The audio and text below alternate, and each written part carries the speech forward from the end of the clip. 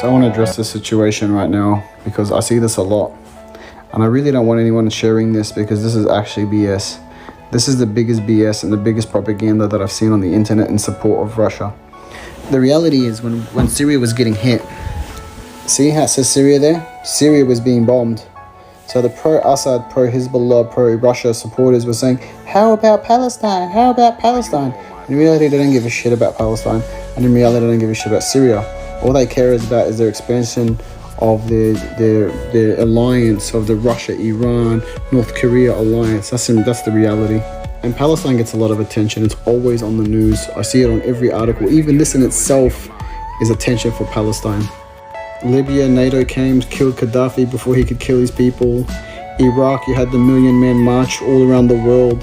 Yemen, this is proof that this is a pro-Hezbollah, pro-Iran, Russia thing, because the Houthis are bombing the Saudis are bombing the Houthis, and the civilians are being stuck in between, being killed because of these two scummy powers in the Middle East, Iran and Saudi Arabia. In reality, the only single one Bosnia was over like a long time ago, and they got the support of NATO after a massacre.